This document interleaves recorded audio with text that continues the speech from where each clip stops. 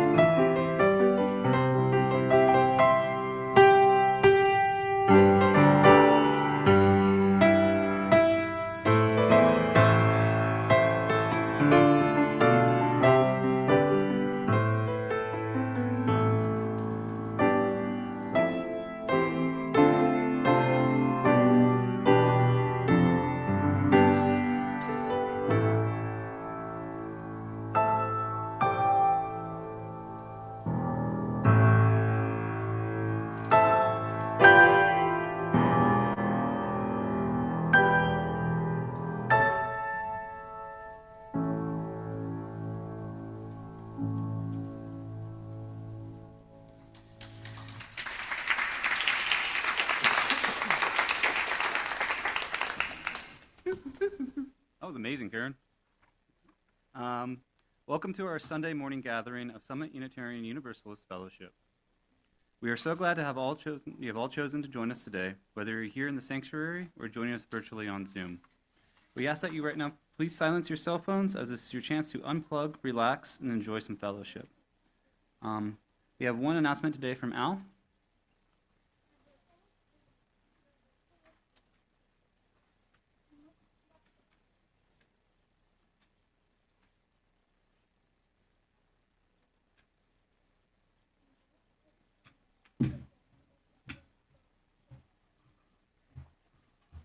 Good morning. Morning. Yeah. So, as the co-chair of the Social Justice and Action Committee, we do have our monthly meeting at noon today, either in the library or we are also on Zoom. So you all are welcome to join us, and it's an interesting group. We always have something going on as far as different activities. So, thank you. And then we have another announcement from Mary. Sorry, you get two today. There we go. So next Sunday is the RE Sunday, on our RE holiday show, if you will. But guess who's going to be the players? Anybody. And there will be puppets and no lines. So just having fun. So I hope you'll come. The kids have written an original story that we've been working on. Reverend Casey and I have been working with them on. Our volunteers have been working on it with them. And it's going to be really fun. Now, part of this service next Sunday is going to be a chalice blessing. So if you have a chalice and a home chalice practice, bring your chalice and have it blessed. If you don't, no worries. We have extras. You can adopt one. So the presence of presents is going to be our theme next week. Thank you. Thank you, Mary. We acknowledge that our fellowship resides on unceded Kumeyaay land. The Kumeyaay have lived on this land for 10,000 years and is their home today. We recognize the abusive history of colonization in California and are reminded of our duty to responsibly act from our position of privilege. Today's chalice lighting words come from Reverend Dr. Caroline S. Owen Tal, which I've heard was part of this community.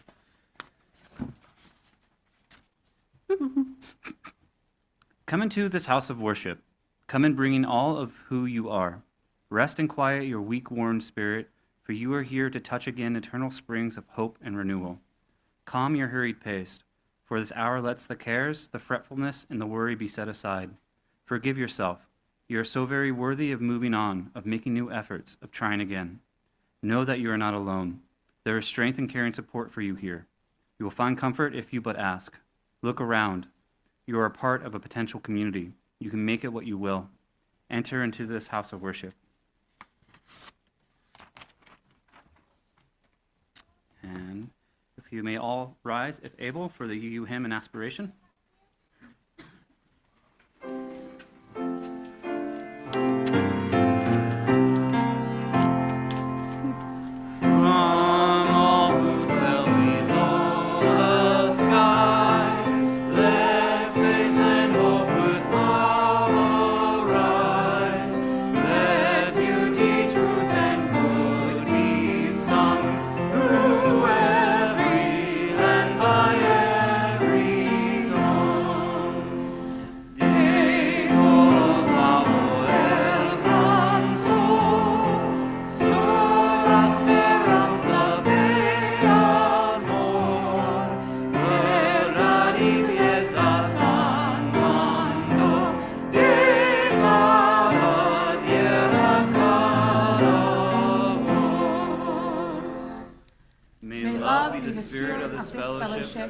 May the quest for truth be its sacrament, and service be its prayer, to dwell together in peace, to seek knowledge and freedom, and to help one another in fellowship. This is our aspiration.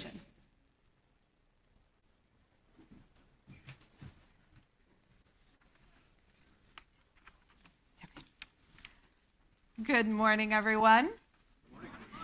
My name is the Reverend Casey Marie Pandell, and it is my honor to be the minister at this wonderful community. Whether it is your first visit or your 5,000th visit, You are whole, you are holy, you are loved, and you are so welcome here. I am a 35-year-old woman with short, black and greenish and a little gray hair because the hair dye's doing weird things, wearing a black dress and a lavender purple cover.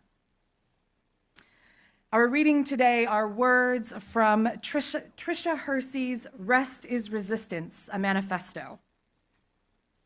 Our collective rest will not be easy. All of culture is collaborating for us not to rest. I understand this deeply.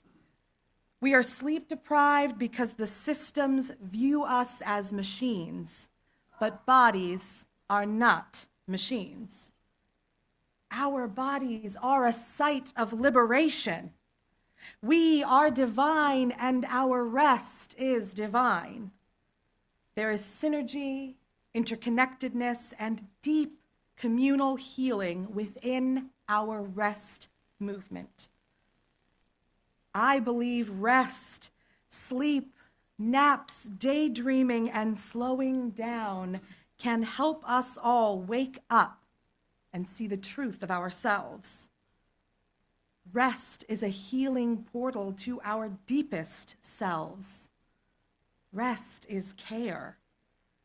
Rest is radical. Rest is a form of resistance because it disrupts and pushes back against capitalism and white supremacy. Welcome to worship.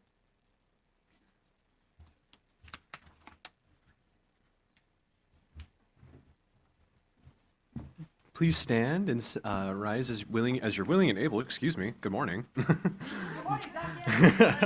We're going to be singing hymn number 188, Come, Come, Whoever You Are, and we're going to be singing it through twice. Just a little heads up.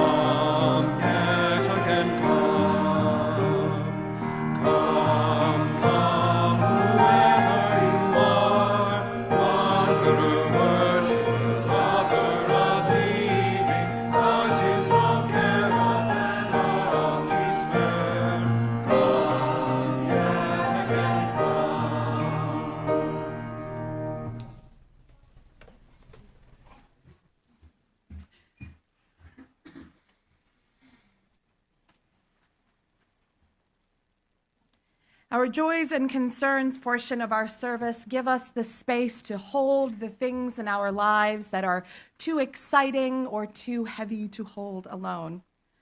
Joys and concerns can be emailed or texted to myself or our worship chair, Stacy Sasaki, throughout the week, and can also be handwritten, as you just saw Mary do, up at the chancel before a Sunday service. Whether a joy or concern is shared aloud, all are welcome to light a candle. I have a concern from Susie Stalls this morning, who shares that her son Daniel is in a lot of back pain post-op and is asking for all of our healing thoughts and energy to help him through this time. Susie, we hold you and Daniel in our hearts.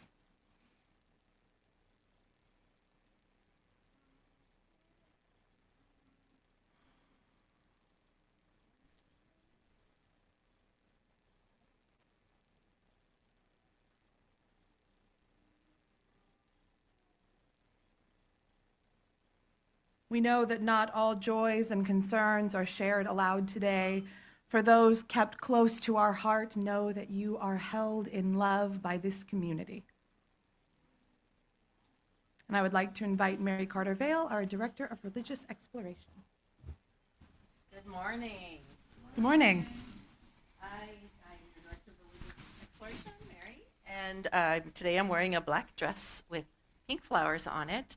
And again, I have my graying red hair, my blue framed glasses.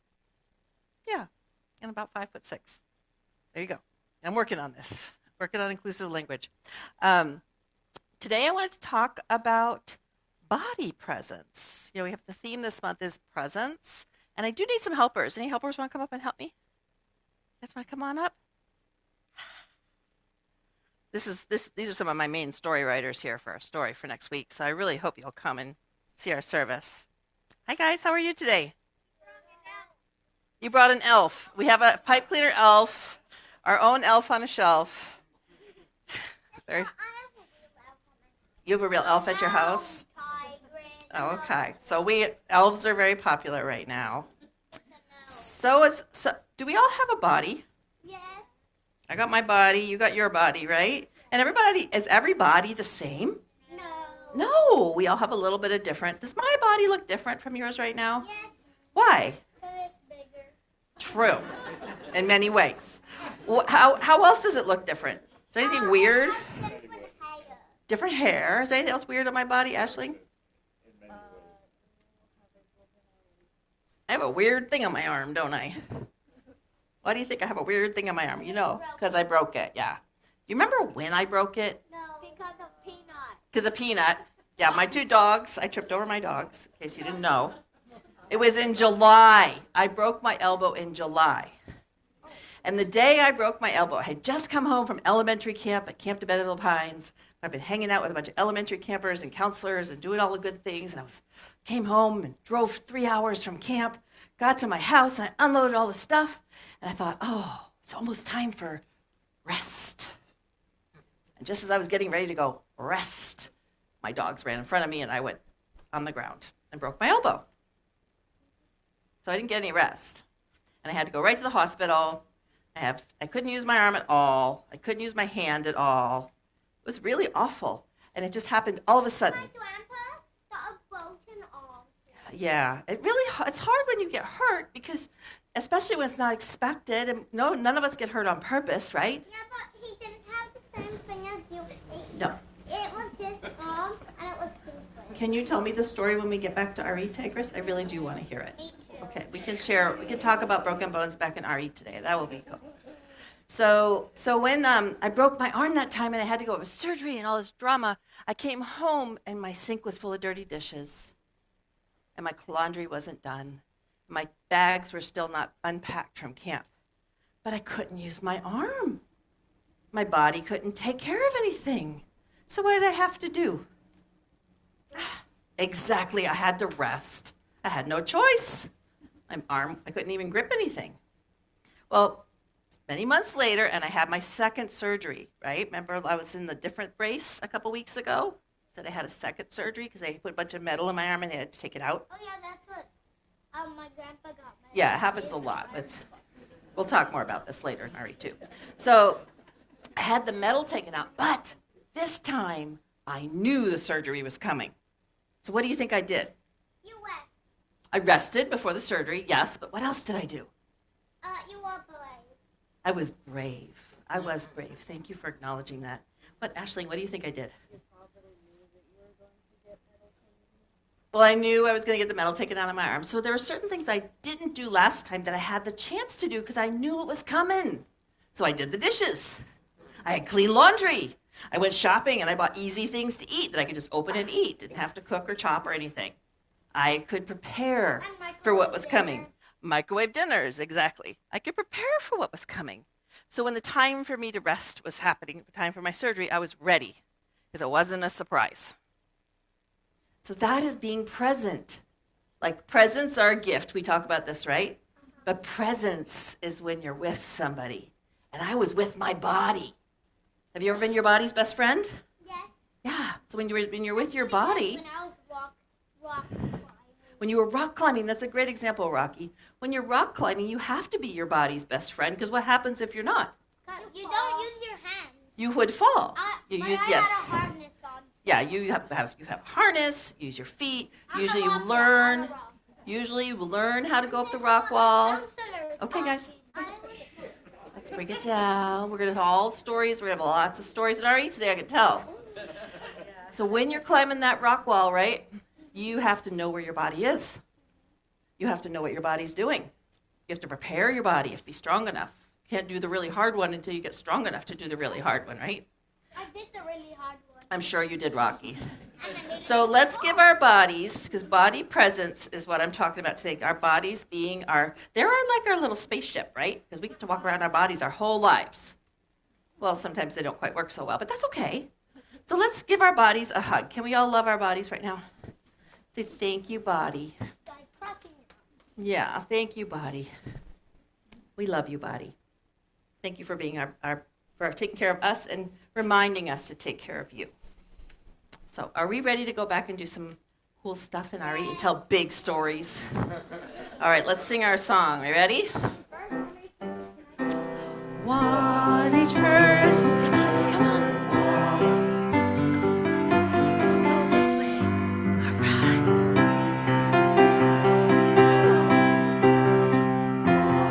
Search for what is true.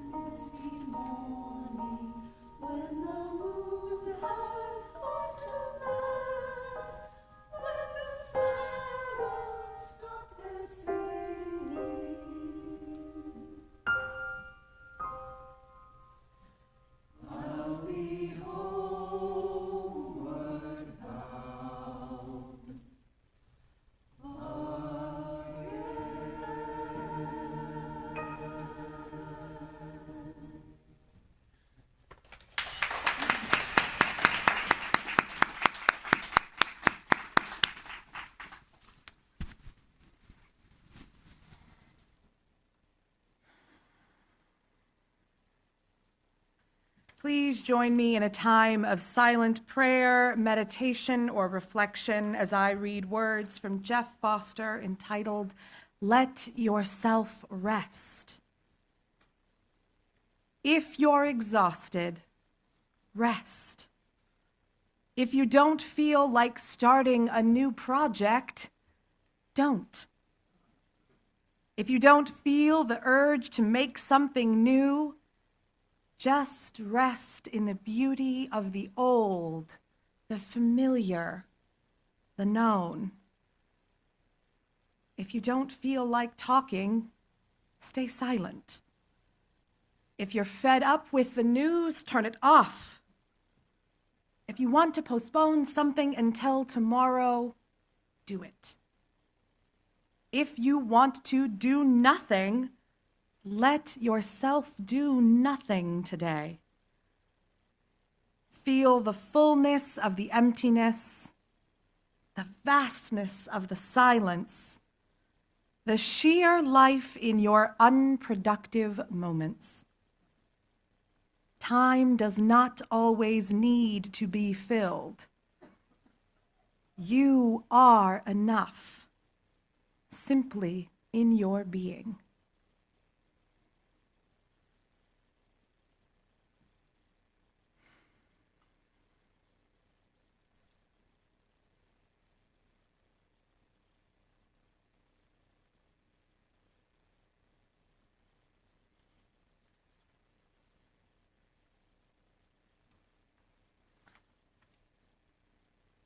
Amen.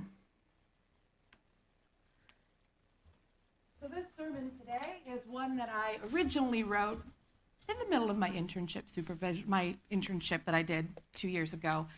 And I wanted to revisit it because this is kind of that time of year where, especially if you are the homemaker that makes all of the holiday magic happen, everybody wants everything to do with you and everything for you to be done all the time, every second of the day, right? I feel like moms in particular know this really well, or anybody that's a caregiver. And as I revisited this sermon, I realized my original one was a little thin, and I couldn't figure out why. But I'm going to back up a little bit. I have this thing where tea is a really good indicator of my levels of stress. I think generally there's very seldom a situation where a nice hot cup of tea can't at least make me feel a little bit better. It might not solve the problem. It sure as heck isn't going to save the world, but it makes me feel a little better. And during grad school, there was a direct correlation between pots of tea and how close to finals we were getting. And I do mean pots of tea. And it's sort of become a nice check-in for myself, especially if it's during the summer, because hot tea's a little much in the summer. But I can tell if I'm starting to drink a lot of tea, I probably need to check in with myself a minute and see how everything's going.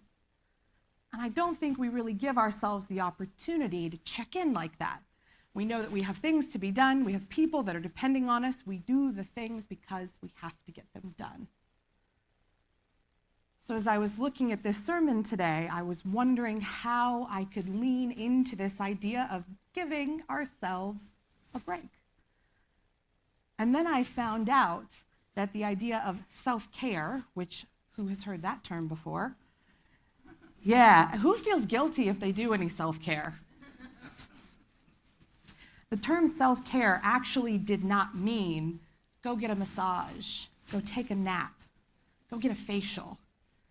Who's familiar with the name Audre Lorde?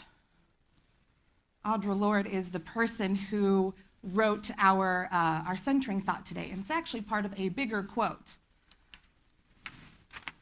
I had to examine in my dreams as well in my immune function tests the devastating effects of overextension. Overextending myself is not stretching myself. I had to accept how difficult it is to monitor the difference. Necessary for me is cutting down on sugar, crucial. Physically, psychically, caring for myself is not self-indulgence. It is self-preservation. And that is an act of political warfare. Audre Lorde was a feminist, an activist, very openly a black lesbian in the 70s and 80s. There are some people that think her cancer diagnosis, which she's speaking about in that quote, was sort of hurried along, and the end of her life came a little closer, probably because she was overextending herself. She knew there was work to be done, and she felt in her soul she had to do it. And that's where she's talking about this idea of self-care as an act of political warfare. Now, I want to be clear, I'm not saying that we shouldn't take care of ourselves on the menial, smaller days. If a nap is what you need to rest, take the nap. If that cup of tea is what you need to get yourself centered, have that cup of tea. But the way Audre Lorde talks about it, it's more than just self-indulgence. It's more than doing something good for ourselves. Have you ever heard the term, you can't pour from an empty cup? What happens if you pour from an empty cup? It's just a cup, right? I heard a better one this week. You can't boil an empty pot. What happens if you boil an empty pot? If you're lucky, you just destroy the pot. At worst, you can burn down your kitchen. And that's really what I'm talking about today when I'm talking about rest as an act of resilience. We're not talking about rest just to rest. We see all of the influencers online with their vacations and their bottles of wine, and it looks lovely, but that's not accessible for most people. And that's what Audre Lorde's talking about, because the people who need it the most, who need that rest the most, don't have the opportunity to grab it. If you're working 2 jobs to put food on the table for your children, when do you have the time to rest? So when Audre Lorde is talking about rest this way, it's not just about saving herself. It's about saving the community. There's a saying that you can't help anyone. If the plane's going down, you have to put your oxygen mask on first, right? We see it every time we watch the safety videos, at least if we watch the safety videos still. What good is it to your child to put on their mask first if you can't help them if you've passed out? So one of the things that I found that was really interesting about this was that in 2019, so this is a conversation that's been going on for a while, Andre Spicer, who was a professor of organizational behavior at the University of London, said, if we're not careful, self-care can be seen as a cheap replacement for social care. One of the things that I've been working on the last couple weeks is getting together with Reverend Jamie at the Methodist Church and figuring out how Summit and how the Methodist Church can help grow a community of resilience together for our own communities and for this one out here that doesn't know we exist. We can't just come in out of nowhere and help fix problems. That's the white savior thing, that's the white supremacy culture, the patriarchal culture. What we need to do is build that resilience together. And some of that resilience is already happening in the community. So we've decided to get together and figure out what we can do to help do that. But if you're already feeling burnt out, and I know some of us are, I know some of us have been for a long time just by keeping Summit going, what are some ways that we can be really sure that we're not overextending ourselves? Sorry, my notes are on both sides of the paper today. So there's an artist and writer named Larissa Pham who was inspired by Black organizers who created a toolkit that asked a few of the following questions to help us check in with ourselves. Remember, it's checking in with ourselves to see how we are and checking in with ourselves so that we can help others. Have I talked to my people? The people that we choose to be in community with. That's our family, our spouses, our children, our friends at our religious community, maybe our friends at work. Have I eaten anything today? Am I sleeping? And if I'm not sleeping, am I tending to my other basic needs? Have I been in nature? Have I been touched by the presence of the natural world around me? Those are some easy questions to help us figure out where we are in that line, right? She also gives a couple examples of ways that we can check in physically, like doing a body scan where you might sit. I think you did one with Mary last week, where you sit and you be present in your body. And you just feel where the tension is, maybe in your shoulders or in your jaw, and you release those things. They're just really brief moments to give us that quick snapshot of where we are. FAM also suggests doing a sort of mental check-in, because if you are someone for whom body check-ins might be difficult, if you have physical trauma or if you have physical pain, those things may not be easy for you. She suggests sitting and finding 5 things you can see, 4 things you can feel, 3 things you can hear, 2 things you can smell, and 1 thing you can taste. I love that. It's really simple because it's a grounding. One of my colleagues and I were talking this week, and he said when he preached on a similar subject, he told his congregation, I am tired of grind culture. What I want to see is ground culture. And I said, I'm going to have that one off you this week and take it to my people.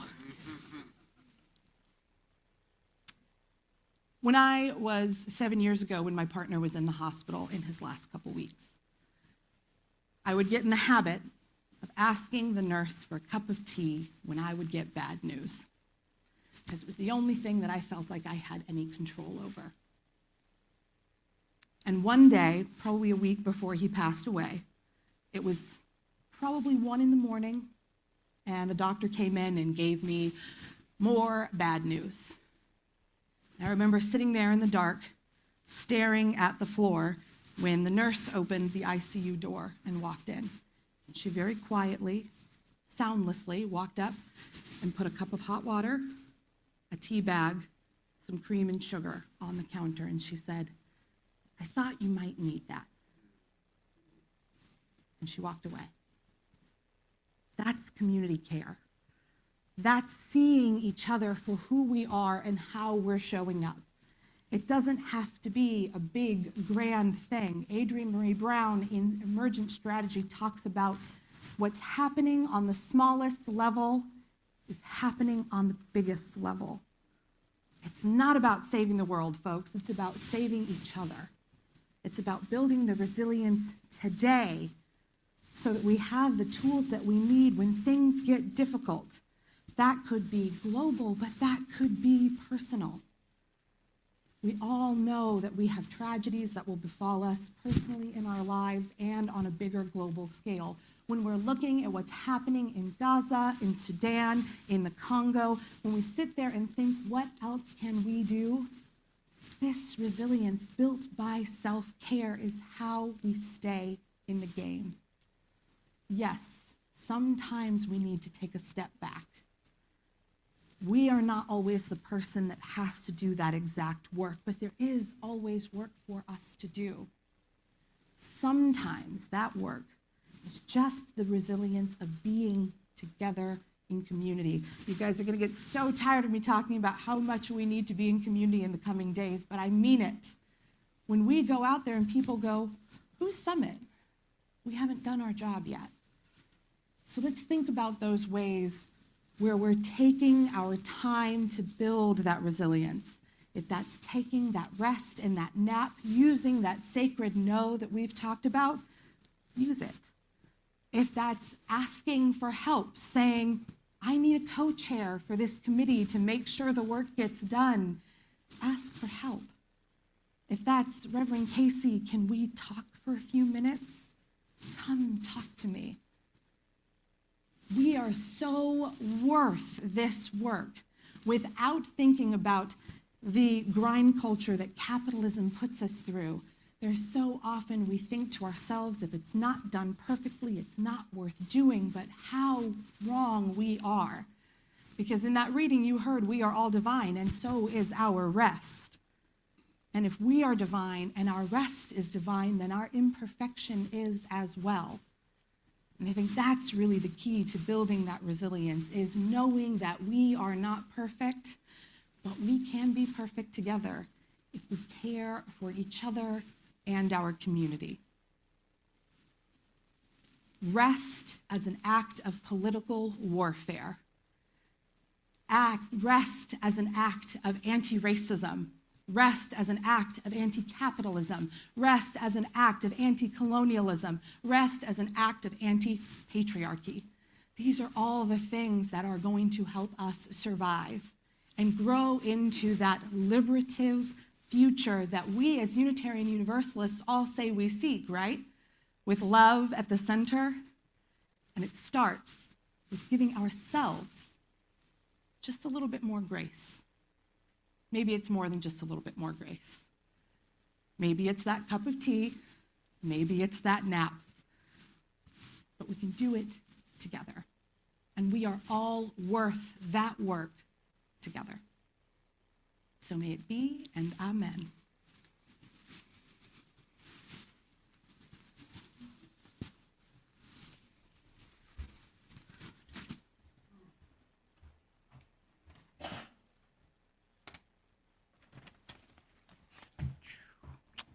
Your Sunday morning offering is a gift that provides the Summit UU Fellowship the financial resources to help build a better world together. The smallest gift is welcome.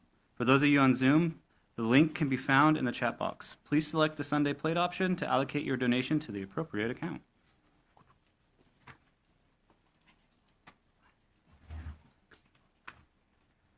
For offertory, I'm going to play a piece called Umbilico. It was written by Hani Arani in the privacy of her home to connote a kind of private, quiet moment at home.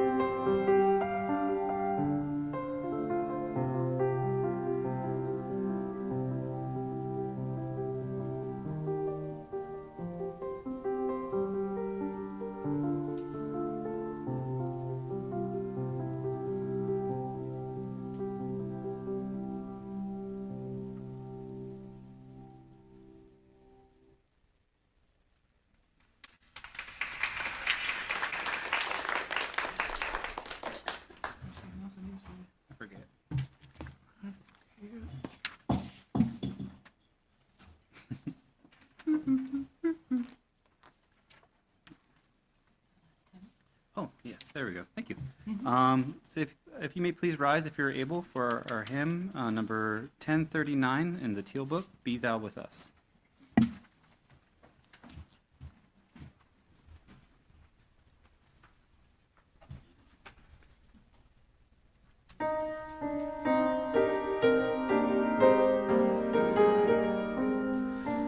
Be thou with us now and always, blessed be.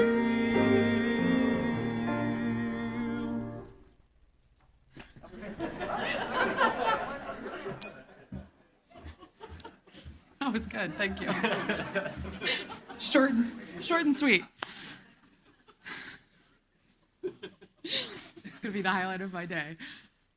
My therapist tells me a lot, Casey, can you ever just be for 5 seconds and stop worrying about everybody else? I'm an Enneagram 2. No, I'm a caregiver type. I like taking care of people. That's why I do this work.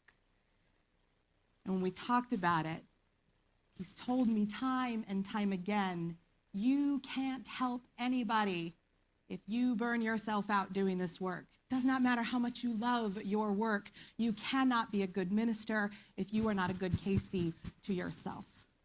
So I want to be clear when I talk about self-care as an act of resilience and as an act of community care, I do not mean sacrificing yourself for the good of the community. What I mean is checking in with ourselves and each other to make sure we are good to do the work of being together, to do the work of being ourselves in order to go do the good work out there. So this week, try to find, even if it's a brief one, that moment of rest, that moment of repose, and just enjoy it. Guilt-free, knowing you are doing the best for you, the best for each other, and at the end of the day, best for our world. Amen, shalom, salam, namaste, ashe, and blessed be. Almost go now in peace. May the light within you be a blessing to the world. I remembered today. Yay. Almost forgot. All right. We extinguish this flame, but not the light of truth, the warmth of community, or the fire of commitment. These we carry in our hearts until we are together again. Thank you all for being here today. After our closing circle song, we'll have a 15-minute break. Then please be seated if you wish to participate in our community gathering. After our community gathering and discussion, we're all invited to go to the salon for refreshments and fellowship.